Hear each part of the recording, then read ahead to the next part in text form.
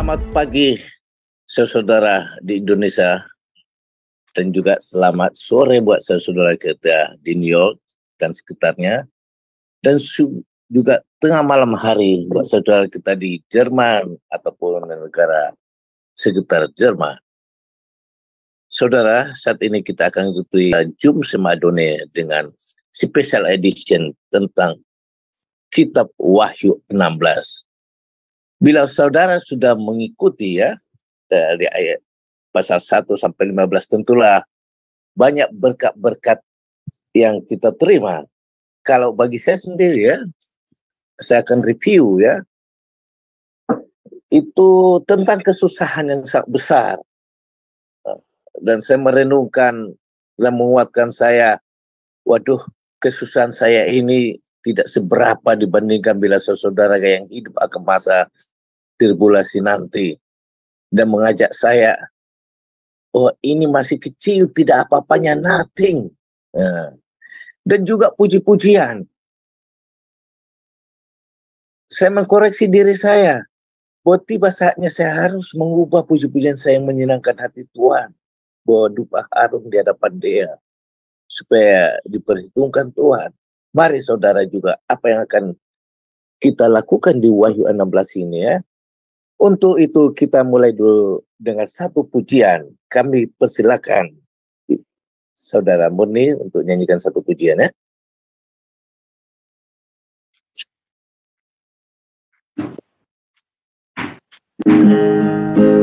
Dimuliakan, ditinggikan, Yesus Tuhan, Kau Rajaku yang bertata, yang berkuasa, Yesus Tuhan, Kau Rajaku.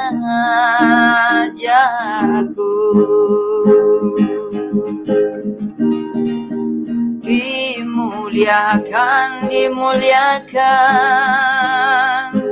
ditinggikan, ditinggikan,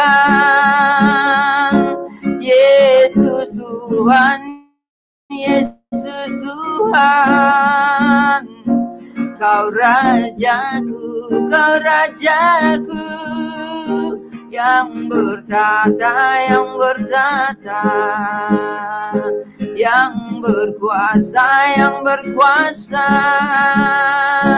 Yesus Tuhan, Kau Rajaku.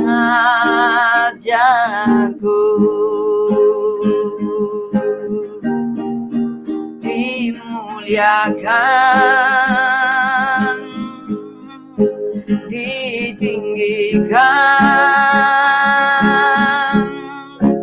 Yesus Tuhan,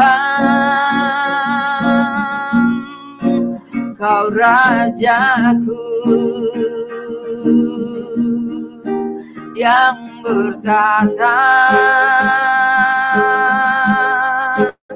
yang berkuasa, Yesus Tuhan, Kau Rajaku.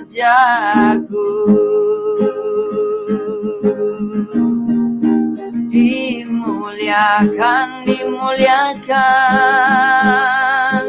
ditinggikan, ditinggikan, Yesus Tuhan, Yesus Tuhan, Kau Rajaku, Kau Rajaku, yang bertata, yang bertata, yang berkuasa, yang berkuasa, Yesus Tuhan, Kau Rajaku.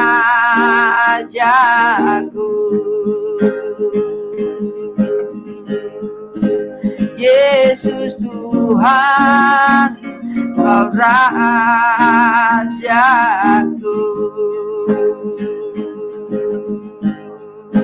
Yesus Tuhan, Kau Rajaku.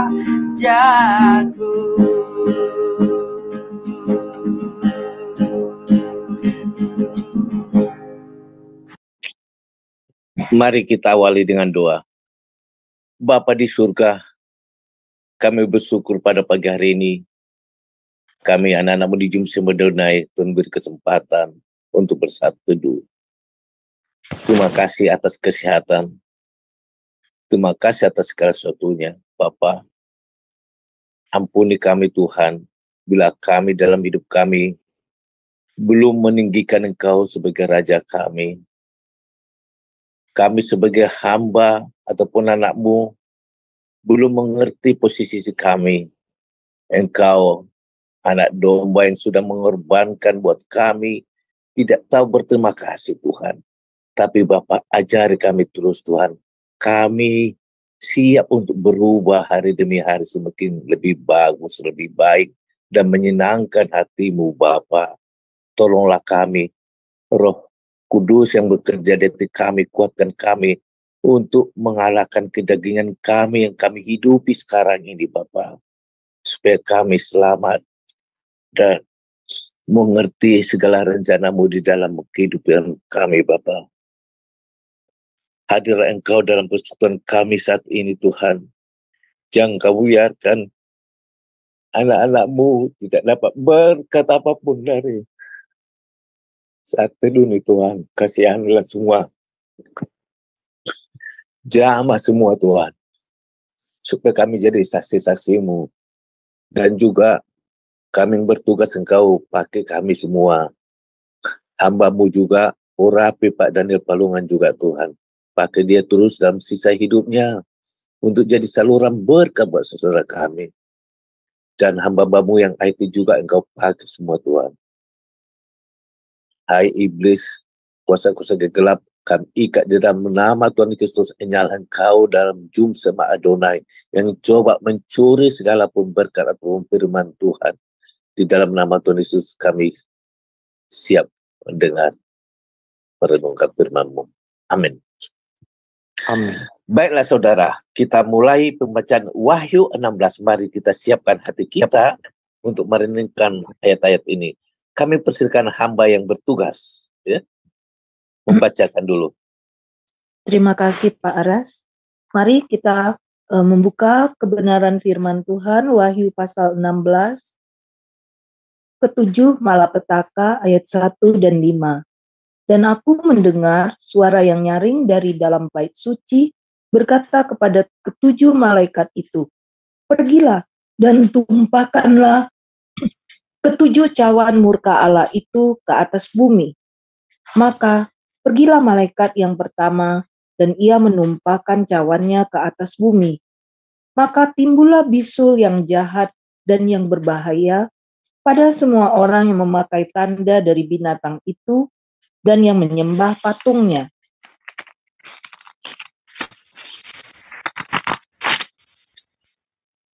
Dan malaikat yang kedua menumpahkan cawannya ke atas laut.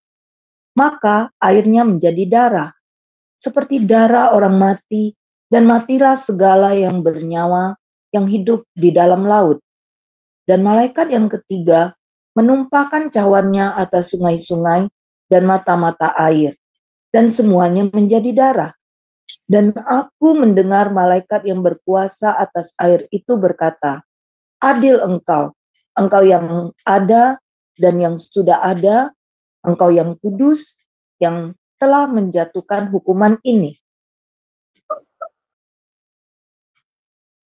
6 sampai 10.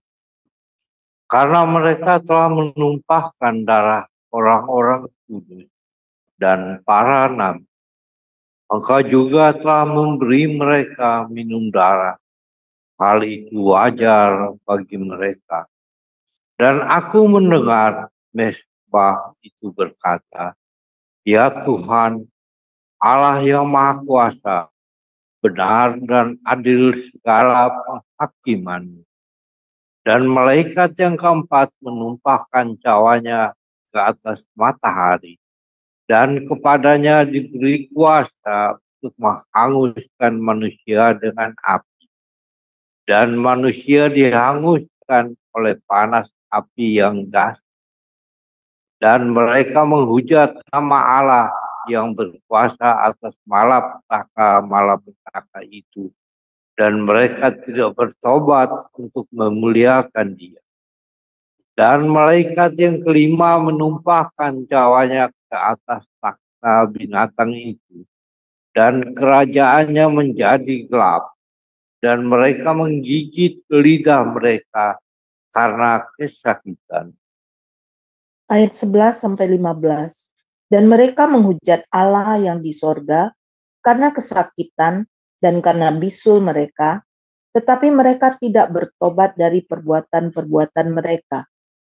Dan malaikat yang keenam menumpahkan cawannya ke atas sungai yang besar, sungai Efrat, lalu keringlah airnya, supaya siaplah jalan bagi raja-raja yang datang dari sebelah timur.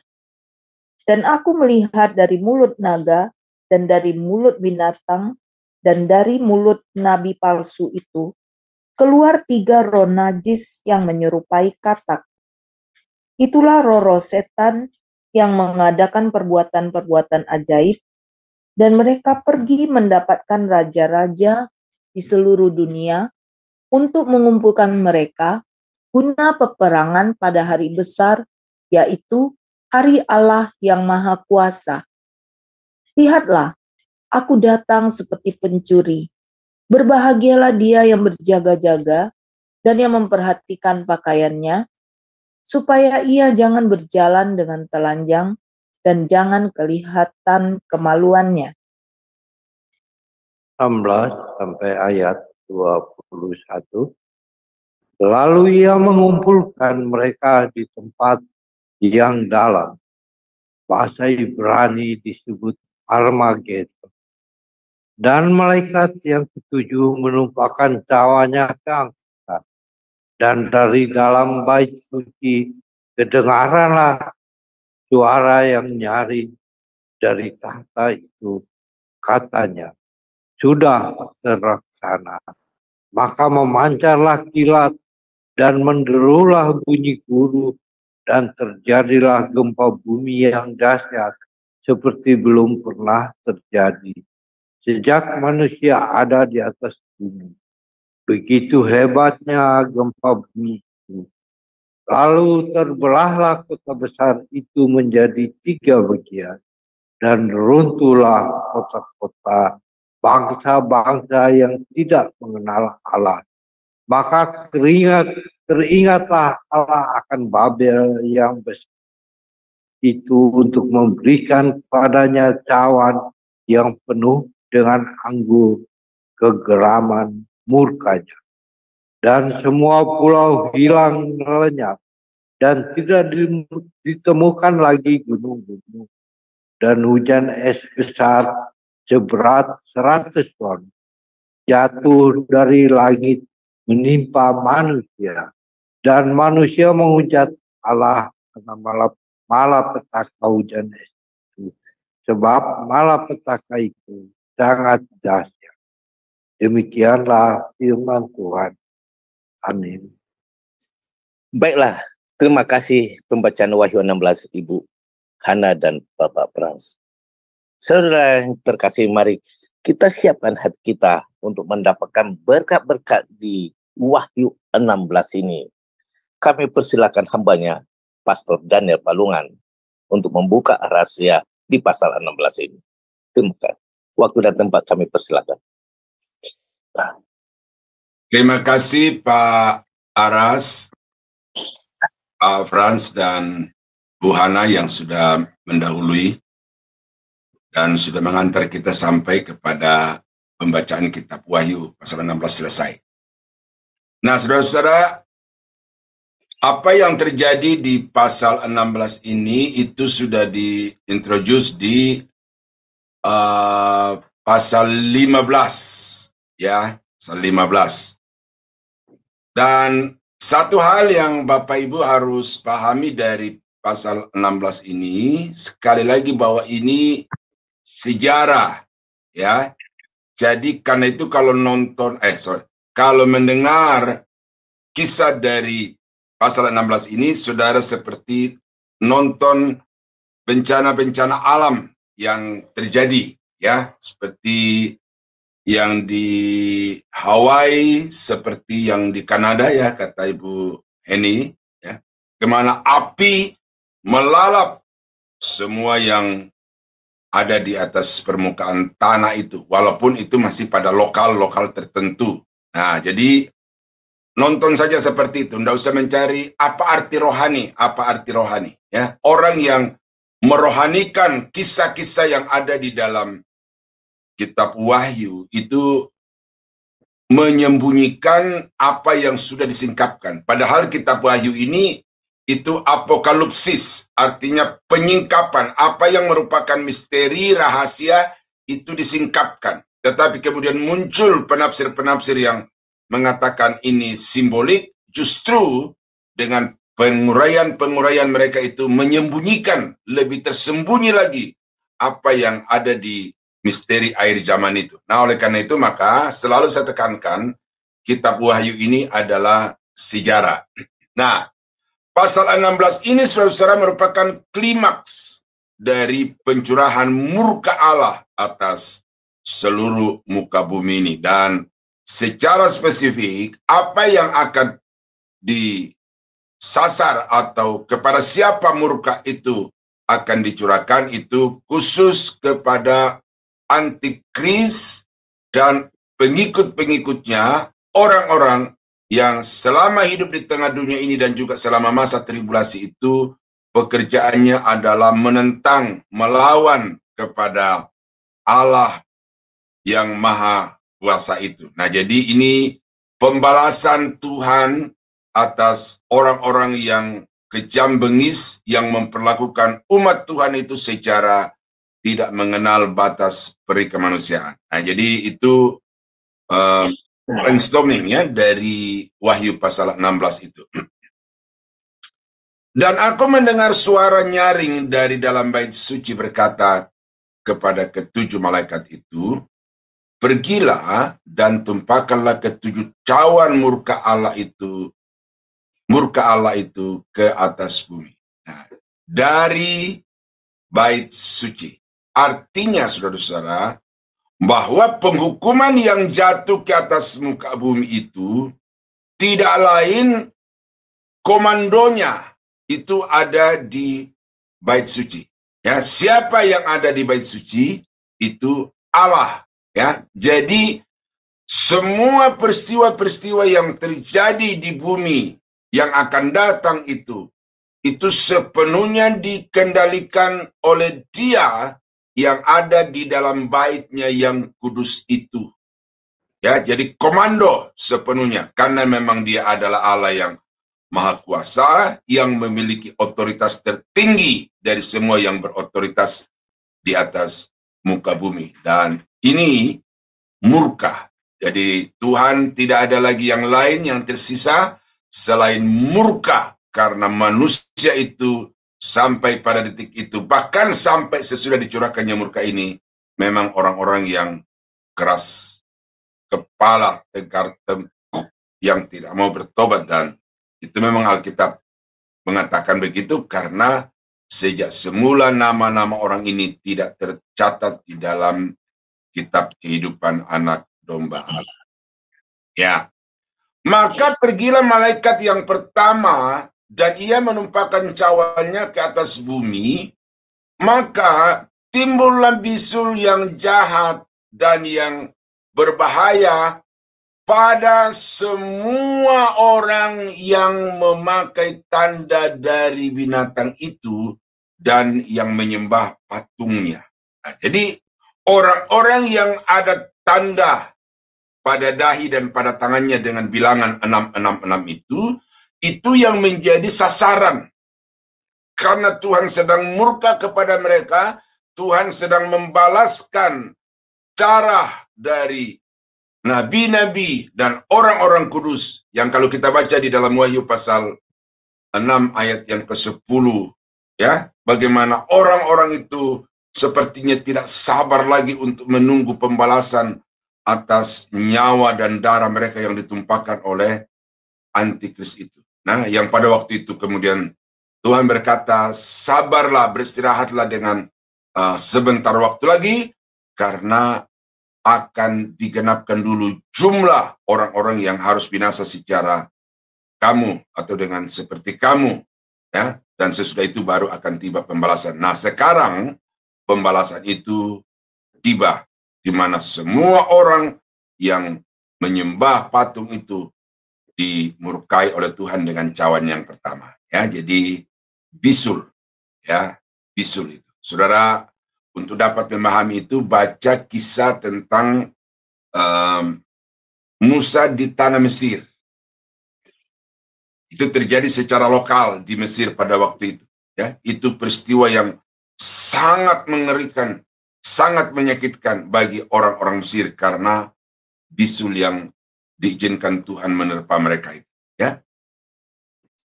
Dan malaikat yang kedua menumpahkan cawannya ke atas laut. Maka air menjadi darah, seperti darah orang mati. Dan matilah segala yang bernyawa yang hidup di dalam laut. Tuh. Laut menjadi darah. Ya. Dan darahnya ini dikasih keterangan lebih lagi di sini. Itu seperti darah orang mati. Terus terang saudara, saya belum pernah melihat itu orang mati yang kemudian dibelek lalu darahnya. Tetapi saya suka melihat kerbau disembelih di Tanah Toraja. Kalau kerbau itu sudah mati, itu ada darah di dalam tubuhnya, tetapi darah itu sudah mengental gitu, ya, sudah kayak jelly gitu. Tuh, itulah keadaan laut, akan merah dan kental bagaikan jelly itu. Nah, itu sebabnya maka tidak ada sesuatu di dalam laut yang bernyawa yang bisa bertahan hidup karena laut dimurkai sebegitu hebatnya. Ini saudara bisa bandingkan dengan peristiwa-peristiwa di cawan itu, ya. Bukan, sangkakala itu, ya, bagaimana laut itu dimurkai Tuhan juga, tetapi itu dikatakan hanya sepertiga. Sepertiga. Tetapi ini seluruh lautan, samudra lautan, Tanjung Teluk, itu semua akan kena dampak dari cawan yang kedua itu, dan tidak ada satupun makhluk di dalamnya yang bisa bertahan hidup. Ya, ini pemusnahan binatang-binatang laut secara total. Tidak ada yang tersisa. Ya. Dan malaikat yang ketiga menumpahkan cawannya atas sungai-sungai dan mata air. Dan semuanya menjadi darah. Oh, ya. Kedaulatan Tuhan, kekuasaan Tuhan mengubah air menjadi darah. Makanya kembali kepada Wahyu pasal 11 itu, saya mengingatkan di sini bahwa mujizat itu bukan tergantung kepada nabi, ya. Dalam hal ini Musa, kalau diklaim bahwa itu Musa, ya.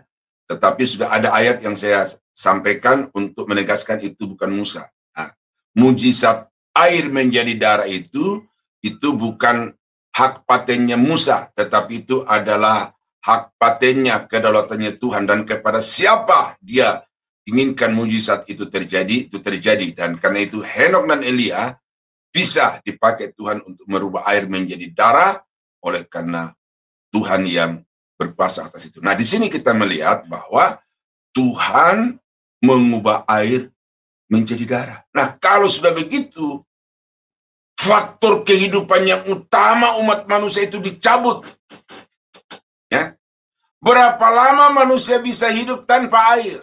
Nah, ini air menjadi darah, tidak ada lagi sisa-sisa yang tidak berdarah, semuanya berdarah, dan karena itu manusia tidak bisa lagi mengharapkan hidup lebih lama karena faktor kehidupannya itu air itu, ya, selain udara, air itu sudah dihilangkan kuasa kehidupannya atas umat manusia.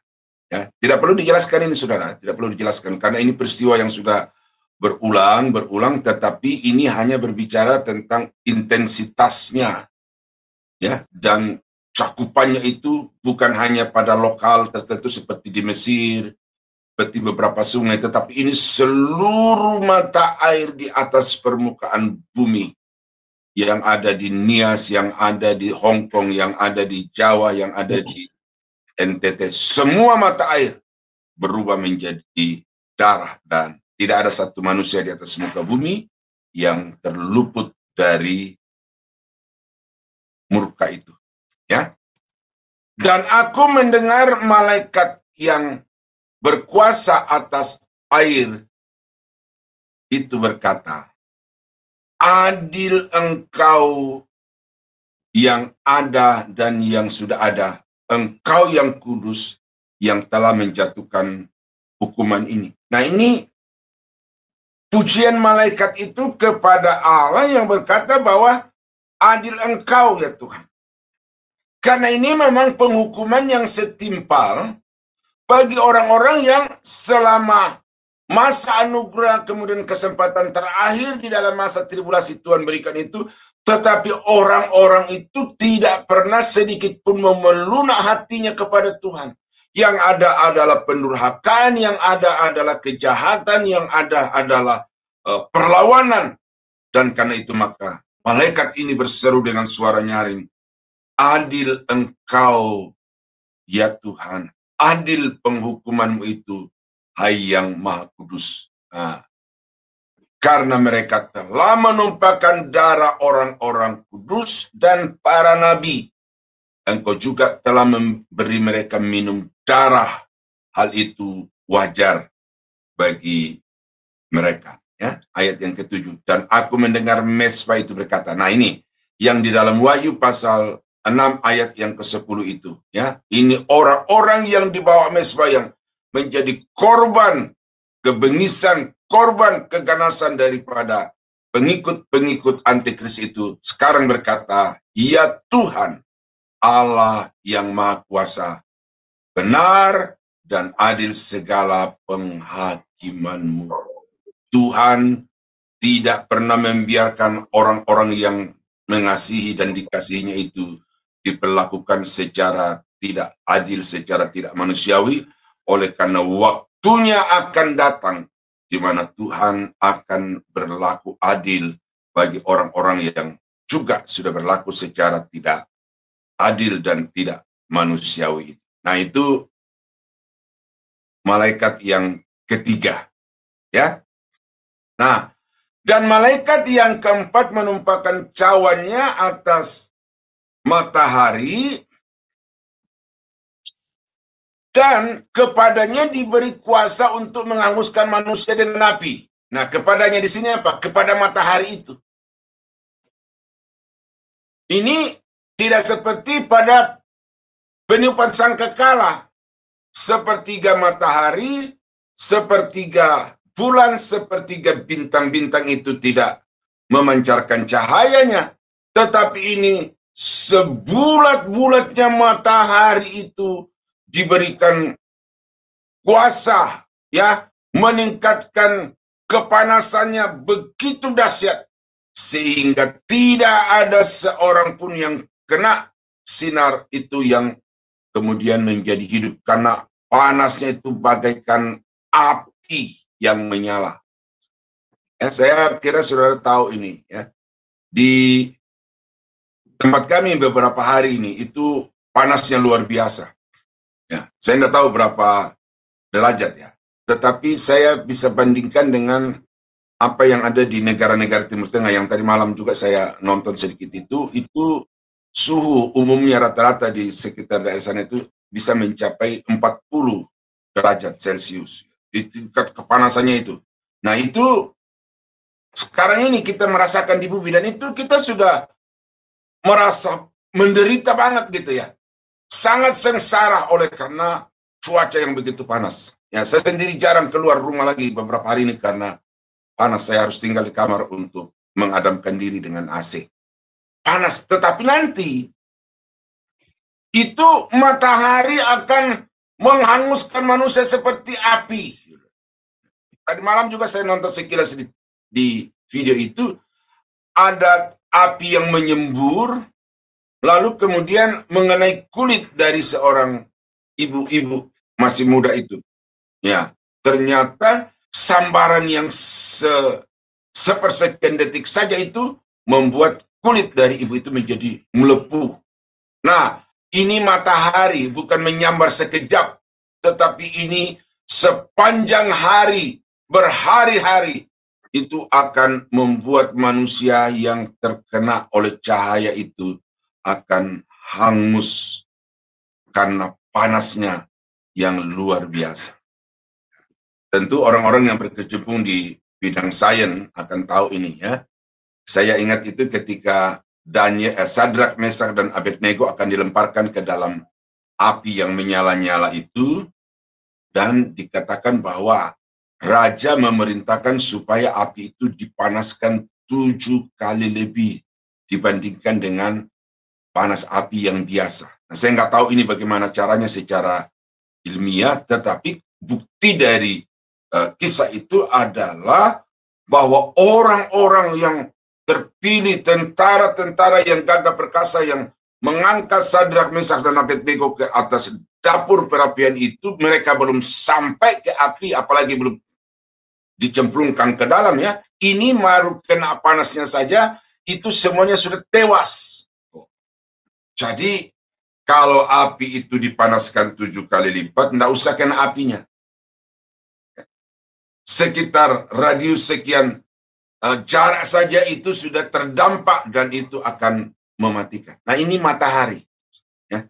Saya terus terang kehilangan kata untuk bagaimana mendeskripsikan ini. Tetapi ini hanya diberikan kuasa seperti api yang menghanguskan, dan mana belahan bumi yang bisa terlewatkan matahari. Yang di utara, bumi paling utara itu yang dikatakan bisa malam itu sampai berapa jam itu ya, berbulan-bulan seperti itu ya, itu tidak akan juga bisa luput karena matahari ini akan menerpa seluruh permukaan bumi.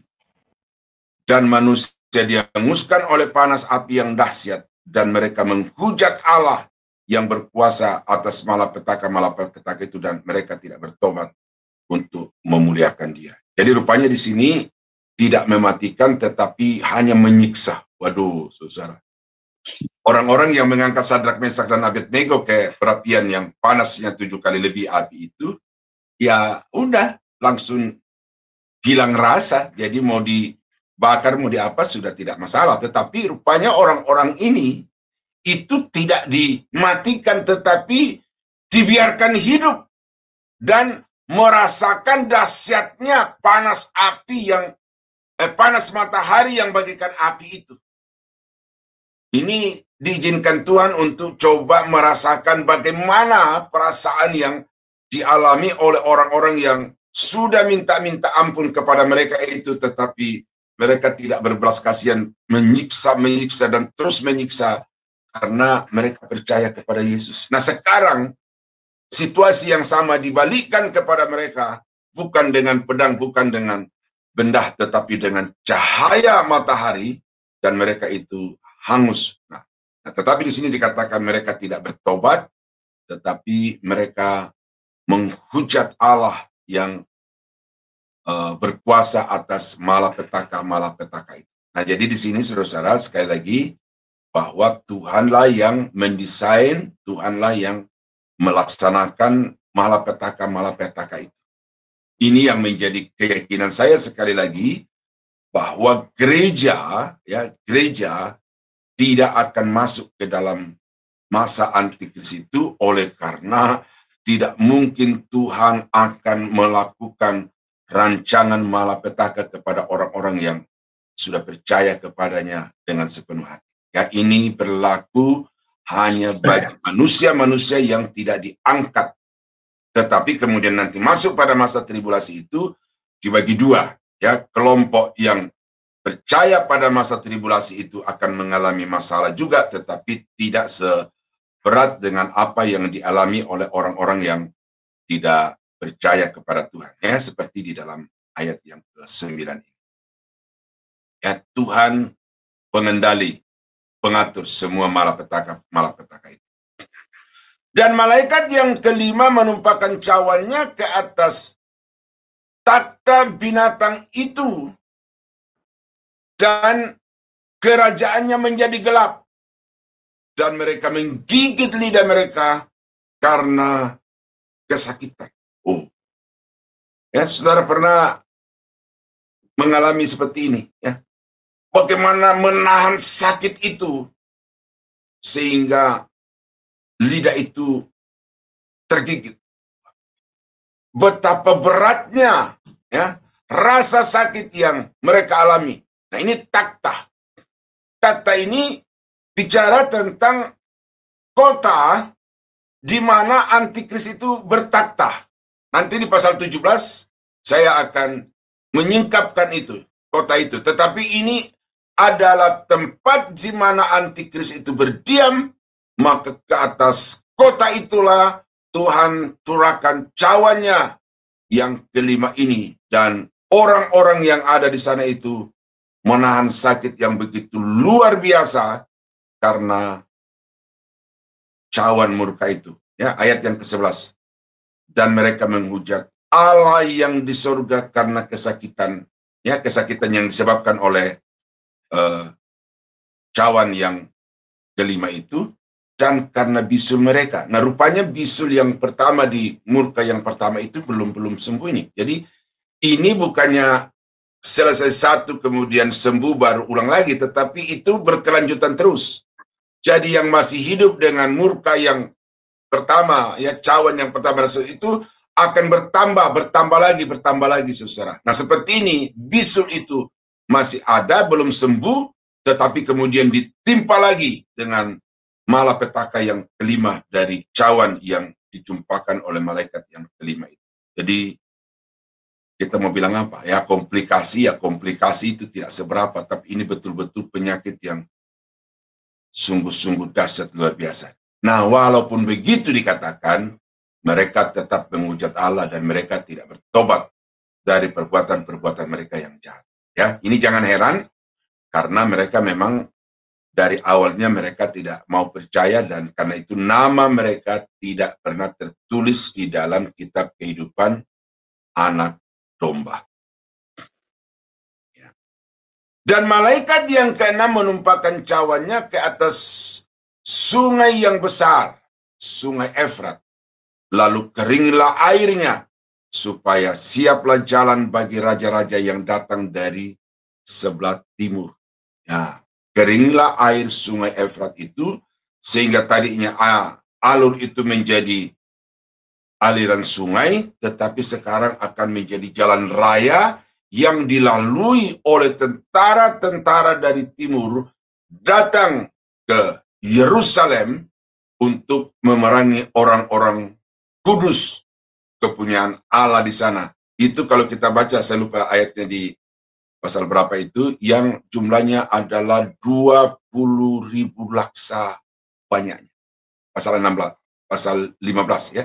Pasal 15 itu 20.000 laksa banyaknya. Atau di pasal 17. Oh, di pasal 17 saya kutip kemarin, bukan di 20.000 laksa. Satu tentara yang begitu besar, yang begitu banyak, karena pasukan yang terdiri dari 200 juta personil dengan persenjataan yang minimal itu adalah naik kuda pilihan. Nah, kenapa bisa begitu? Karena ini adalah gabungan dari tentara-tentara kerajaan yang tidak mau percaya kepada Yesus. Jumlah yang begitu besar, tidak usah heran, karena gabungan dari beberapa kerajaan, tentara-tentaranya itu dikumpulkan, lalu semua bergerak menuju ke Yerusalem untuk berperang melawan orang-orang kudus kepunyaan Allah. Ya, jadi Sungai Efrat itu menjadi jalan rayanya.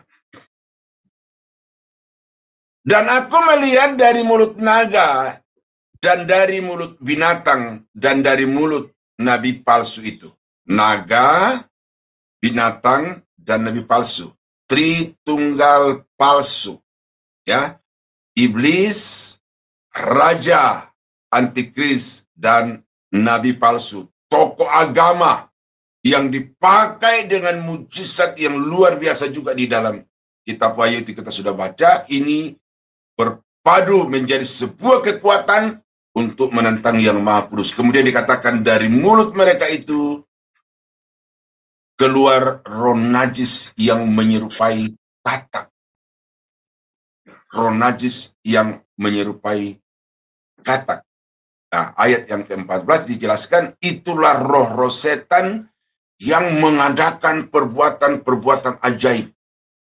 Ya, kalau dulu hanya ada di dalam pribadi-pribadi itu untuk bisa bermanifestasi, tetapi sekarang roh itu menampakkan diri secara nyata kepada semua umat manusia, dan dikatakan mereka pergi mendapatkan raja-raja di seluruh dunia.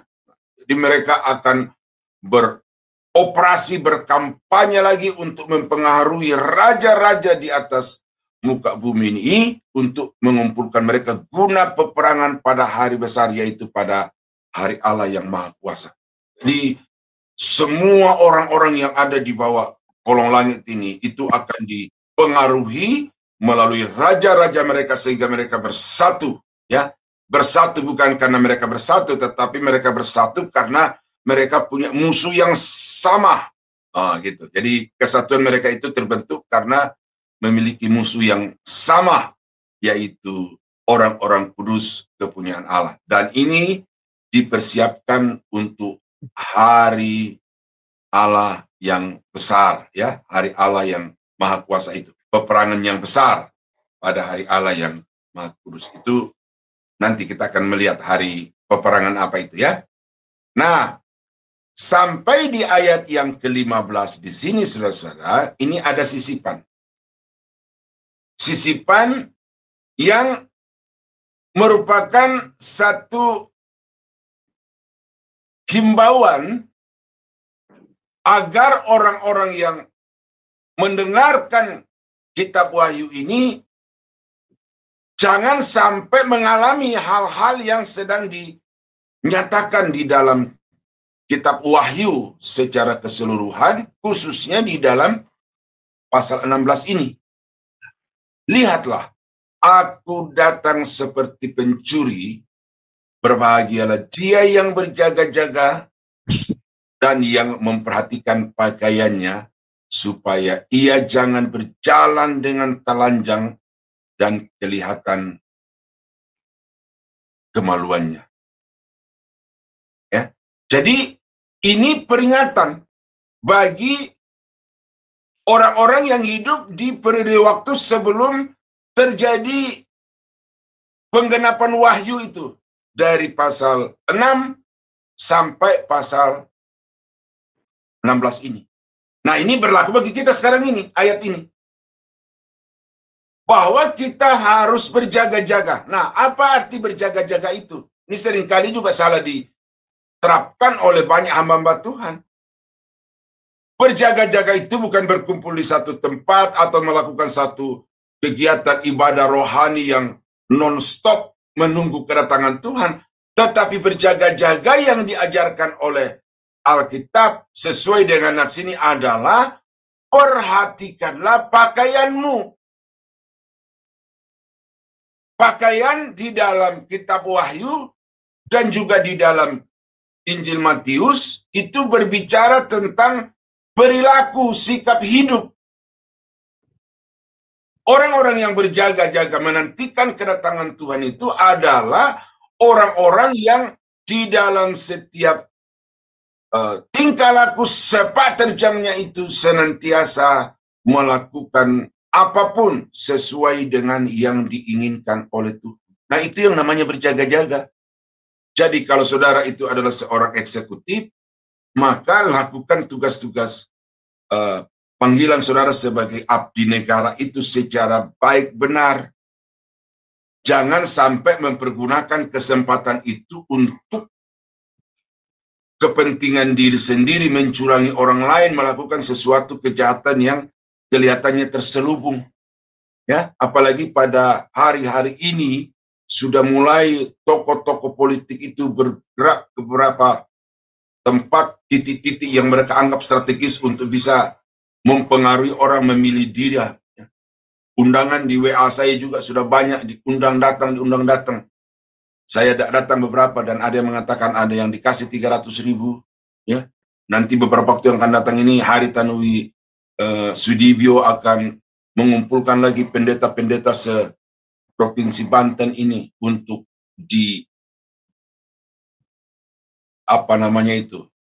dipengaruhi agar memilih Hari dan keluarganya untuk masa yang akan datang. Dan ini orang sudah ramai berkata, kalau yang dulu saja 300.000, maka bagaimana sih hari ini? Pasti lebih dari itu. Jadi pendeta-pendeta itu juga datang bukan karena mau mendengarkan pemaparan visi misi dari orang itu, kemudian apakah layak untuk memimpin negara ini, tetapi yang ada di otak mereka itu juga adalah uang, dan uang. Nah, berarti apa, saudara? Perilaku pendeta-pendeta sekarang itu, ini harus juga diwaspadai karena pendeta-pendeta sekarang itu orientasi pelayanannya adalah uang, materi, kedudukan, kekuasaan. Ya, kalau yang seperti tahun-tahun politik ini lalu datang untuk mengharapkan uang, ya bagi saya itu memang sudah situasinya begitu, kondisinya begitu, dan itu wajar. Kita datang, kita dikasih makan, kita dikasih transport. Tetapi kalau mimbar dipergunakan untuk tujuan finansial materialistik, bagi saya itu sudah sungguh-sungguh sangat memprihatinkan. Ada pendeta besar di Jakarta ini beberapa puluh tahun yang lalu, tetapi kemudian ceritanya itu masuk di telinga saya dari orang yang dapat dipercaya. Ada pendeta besar di Jakarta mau diundang untuk khotbah di Surabaya.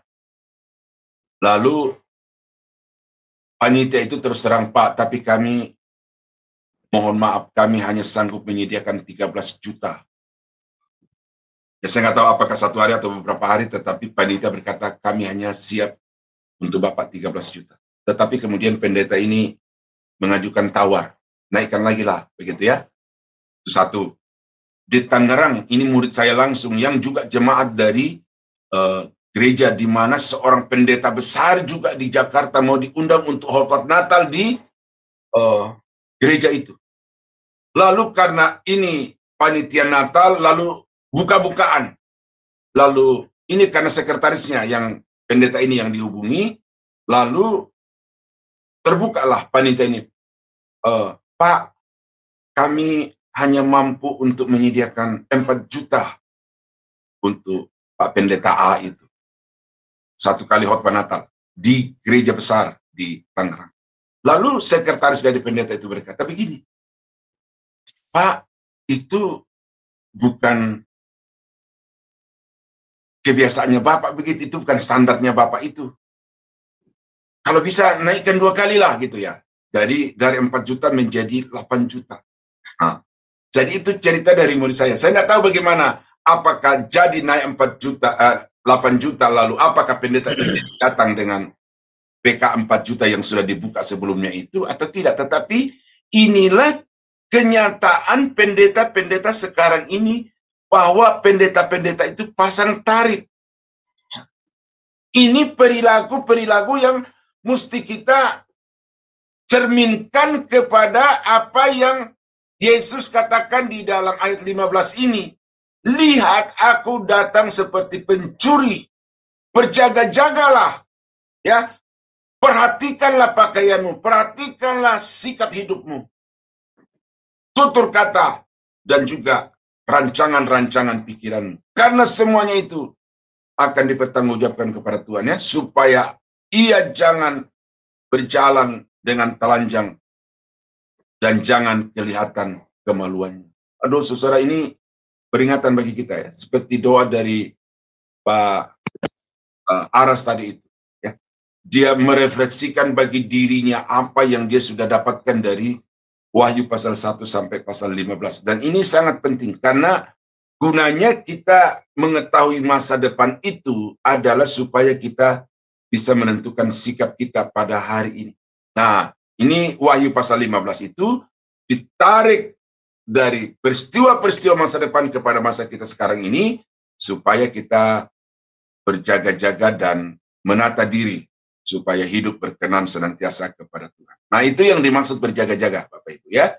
Sebagai pengusaha, jadilah pengusaha yang jadi saluran berkat, bukan untuk memperdayakan karyawan-karyawan dan sistem untuk memperkaya diri sendiri, tetapi berdayakan semua karyawan dan berjalan sesuai dengan hukum yang berlaku, sehingga perusahaan Bapak Ibu itu perusahaan yang sedang berjaga-jaga menanti kedatangan Tuhan yang kedua kali.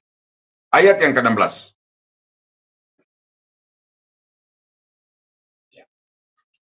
Lalu ia mengumpulkan mereka di tempat yang dalam bahasa Ibrani disebut Harmagedon. Harusnya dari ayat 13-14 itu langsung ke 16, tetapi sekali lagi tadi ada sisipan di situ. Bahwa betapa dahsyatnya penghukuman-penghukuman yang akan datang itu, maka 15 itu perlu untuk disisipkan di situ.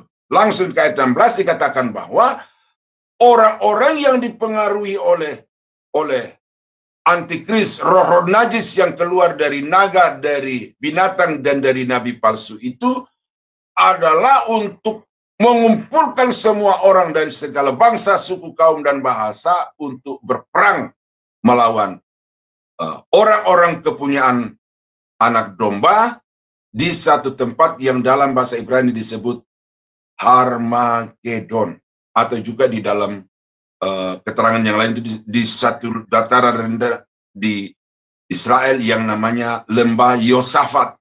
Nah, mereka akan berkumpul ke situ untuk berperang melawan anak domba dan juga tentara-tentaranya. Ya.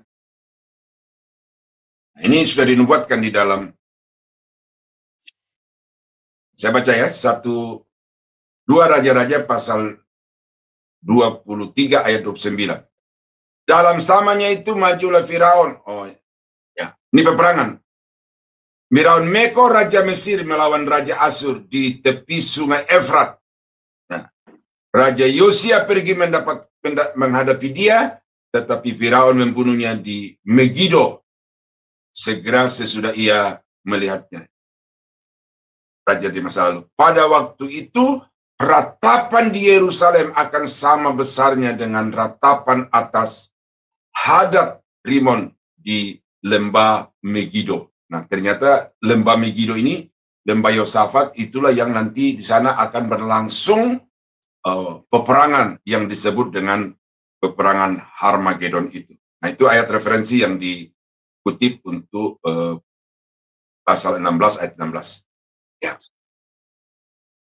Nah, lalu pasal ayat 17, dan malaikat yang ketujuh menumpahkan cawannya ke atas angkasa. Tidak ada lagi penghukuman yang berikut. Kalau materai yang ketujuh itu isinya adalah daftar 7 sangkakala.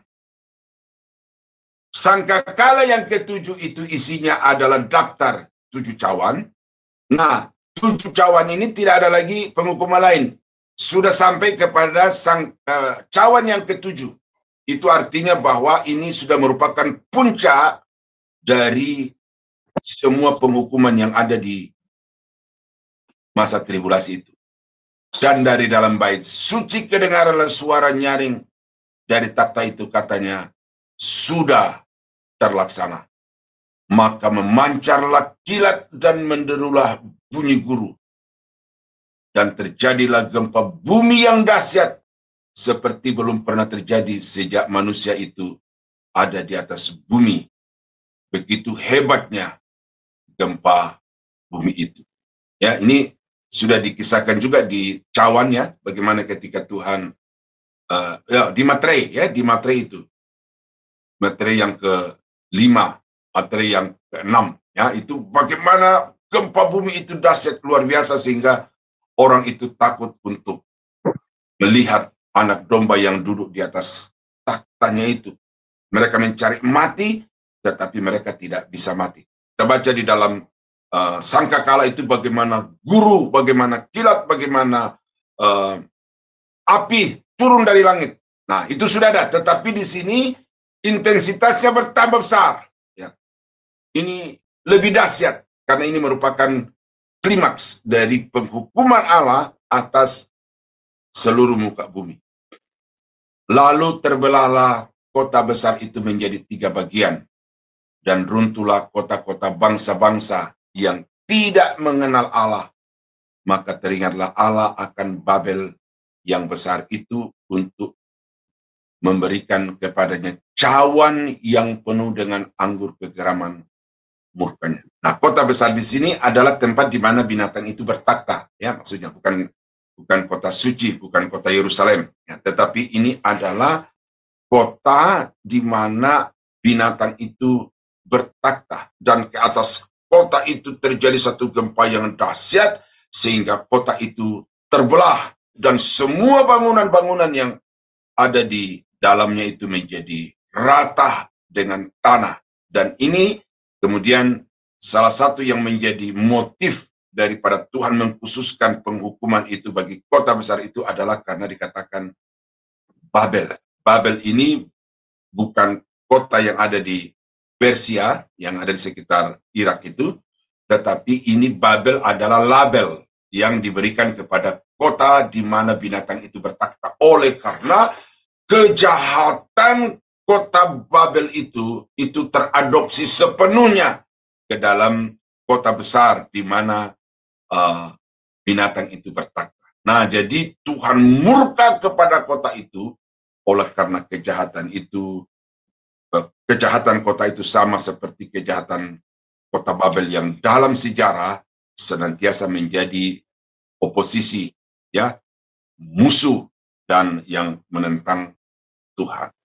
Jadi kota itu akan dilanda dengan malapetaka yang luar biasa karena gempa yang dahsyat, dan kota itu menjadi reruntuhan, ya. Bukan saja bangunannya, tetapi juga tanahnya akan dibuat tidak berbentuk oleh Tuhan. Nah, nih. Dan semua pulau hilang lenyap. Pulau hilang lenyap. Berarti yang tersisa itu adalah benua-benua. Pulau hilang lenyap. Pulau Jawa hilang. Pulau Sumatera hilang. Pulau Nias apalagi. Yang sekecil itu kelelep. Ya. Sedangkan Pulau Jawa, Pulau Kalimantan, Pulau Papua saja lenyap, apalagi seperti Sulawesi yang tidak seberapanya Kalimantan dan tidak seberapanya Papua itu. Nah, pulau-pulau di Ambon, pulau-pulau di NTT itu rata dengan air. Tidak ada yang tersisa. Dahsyat itu sehingga semua pulau-pulau itu tenggelam ke dalam lautan, dan tidak ada lagi ditemukan gunung-gunung. Apa gunung-gunung yang menyatu dengan benua seperti Mount Everest itu, yaitu menyatu dengan benua Asia. Itu benua Asia belum tenggelam, tetapi tidak ada lagi gunung, ya, tidak ada lagi gunung tinggi di itu. Semuanya akan menjadi rata tanah karena seperti orang yang Bapak Ibu ya yang pernah di pasar tradisional seperti di kampung saya dulu, jual kopi, jual beras, itu ada liter. Nah, seorang pembeli itu ketika dia menakar kopi atau beras itu dimasukkan ke dalam liter-liter itu digoncang-goncangkan sehingga rapat ke dalam dan tinggal tersisa permukaan rata, serata dengan bibir dari literan itu. Nah, itulah bagaimana bumi itu akan digoncangkan sehingga tidak ada lagi yang menonjol ke atas, rata, ya, bergelombang sedikit-sedikit mungkin, tetapi artinya betapa dahsyatnya gempa bumi itu sehingga gunung-gunung setinggi Mount Everest itu akan longsor, runtuh menjadi daratan yang rata, tetapi kemudian tidak layak untuk huni karena retakan-retakan seperti seperti kota besar yang terbagi menjadi 3 bagian. Nah, dan hujan es besar, ya, dan hujan es besar seberat 100 pon. Kalau hujan es yang sering terjadi di kampung saya itu sebesar gundu. Wah, itu kalau sudah jatuh karena atapnya atap seng, saudara-saudara, itu seperti kita sedang digempur dengan senjata laras panjang otomatis itu. Ya, pokoknya tidak bisa kita tahan telinga, tutup telinga karena seng ditimpa dengan hujan es sebesar jempol atau sebesar gundu itu. Nah, ini hujan es yang nanti akan ditumpahkan Tuhan ke atas muka bumi itu sebesar 1 pon. Ya, saya coba tadi buka kamus. 1 pon itu sama dengan 0,454 kilogram. Jadi setengah kilogram kurang. Yang sudah bisa bayangkan itu ya, setengah kilogram kurang. Saudara beli beras, masukkan di dalam plastik kresek, lalu kemudian saudara ikat. Nah, bulatnya gitu, bagi 2. Nah, tetapi ini seberat 100 pon. Artinya 45 kilogram lebih. Jadi itu 1 karung beras lah itu, katakan itu. Sebesar 1 karung beras yang besar itu. Jatuh dari langit. Nah, saudara bisa bayangkan nggak? Saya tidak bisa bayangkan ini. Bagaimana lempengan-lempengan salju itu akan turun dari bumi, dari langit sebesar 1 karung besar 50 kilogram. Siapa yang bisa hidup kalau terkena itu? Dan tidak mungkin akan ada bisa yang lolos karena ini hujan. Dia di dalam gedung, gedungnya akan hancur karena ditimpa dengan hujan es salju yang berkuintal-kuintal, bahkan mungkin bertonton di atas gedung itu. Ya, itulah yang akan ditimpakan Tuhan pada penghukuman yang terakhir ke atas muka bumi ini. Jatuh dari langit, menimpa manusia. Waduh, menimpa manusia. Dan manusia menghujat Allah. Ternyata tidak mematikan lagi, tetapi menyiksa, saudara. Ya, seperti kalajengking yang menyengat tetapi tidak mematikan, dan itu dibiarkan senat-senut selama 5 bulan. Ini hujan es ini juga akan turun tetapi tidak membunuh. Ya, tadinya saya berpikir sekali ditimpa langsung pingsan, lalu innalillahi karena ditimpa dengan berat 45 kilogram, tetapi rupanya tidak mematikan, hanya menyiksa, saudara. Karena malapetaka itu, sebab malapetaka itu sangat-sangat dahsyat. Ini kata sangat dahsyat aja inilah deskripsi yang maksimal yang bisa diberikan. Betapa luar biasanya penderitaan itu. Sehingga terjadi hujan es seberat 45 kilogram. Menimpa setiap jengkal permukaan tanah di atas muka bumi. Nah, saudara-saudara, itulah 7 cawan yang dicurahkan ke atas muka bumi. Sekali lagi, ini bukan hal-hal yang bersifat rohani, tetapi ini adalah hal-hal yang nyata di depan mata. Kalau dikatakan hujan es, saudara bisa raba hujan es itu dan dinginnya, tetapi juga bisa memeluk ukurannya yang seperti memeluk karung beras yang saudara angkat dari satu tempat ke tempat lain. Itulah kenyataan sejarah. Tidak perlu ditafsir. Ya, tetapi saya uraikan ini kepada Bapak Ibu supaya boleh sadar dan kita kembali kepada ayat yang ke-15. Ya, ini bekal bagi saudara yang hidup saat ini. Kita bercermin kepada film yang sudah diputarkan oleh Tuhan di depan kita, dan mari kita mengambil sikap seperti ayat yang ke-15.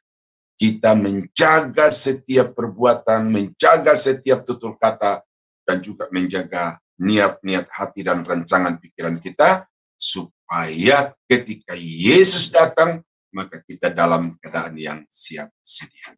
Ya, lambat atau cepat Tuhan akan datang, siap atau tidak siap Tuhan akan datang. Karena itu satu sikap yang harus kita kembangkan adalah berjaga-jaga. Tuhan Yesus memberkati. Mari kita tunduk kepala, kita berdoa. Bapa di surga, terima kasih. Uraian dari pasal 16 kitab Wahyu, kami sudah melihat suatu penampakan yang betul-betul nyata di depan mata kami. Malapetaka demi malapetaka yang Tuhan rancangkan untuk semua umat manusia yang jahat, bejat, dan bengis di atas muka bumi. Tapi kami sungguh bersyukur ya Tuhan, kami diluputkan oleh Yesus dari murka yang akan datang. Dan karena itu pada hari ini tidak ada kata lain, kami sungguh berterima kasih atas anugerah Tuhan yang begitu besar.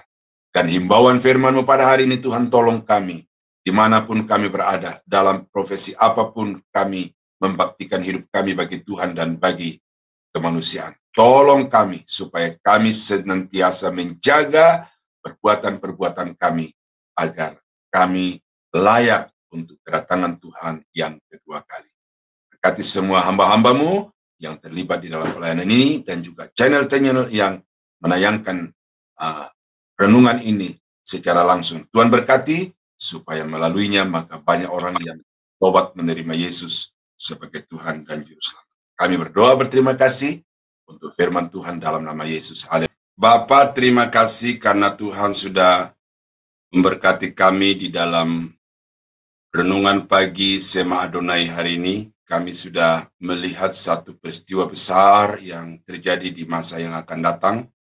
Dan kami percaya apa yang Tuhan firmankan itu pasti akan terjadi. Dan terlebih kami mengucap syukur bahwa kami di zaman anugerah ini betul-betul diperlakukan secara istimewa oleh Tuhan. Sehingga kami diselamatkan hanya karena anugerah yang kami imani di dalam Yesus Kristus. Ajar kami Bapa untuk tidak menyia-nyiakan waktu dan kesempatan, tetapi kami mempergunakannya sebaik mungkin dengan selalu berjaga-jaga, menjaga semua perbuatan-perbuatan kami agar sesuai dengan apa yang Tuhan inginkan. Terpujilah nama-Mu Bapa di surga, kami akhiri renungan pagi Sema Adonai ini di dalam nama Yesus Tuhan dan Juru Selamat kami. Dan saudara-saudara sidang jemaat yang dikasihi Tuhan, kiranya anugerah dari Allah Bapa di dalam Yesus Kristus, kasih dan damai sejahtera dari Tuhan dan persekutuan kuat kuasa Roh Kudus menyertai kita sekalian dari sekarang sampai selama-lamanya. Di dalam nama Yesus kami akhiri renungan pagi Sema Adonai hari ini. Haleluya. Amin.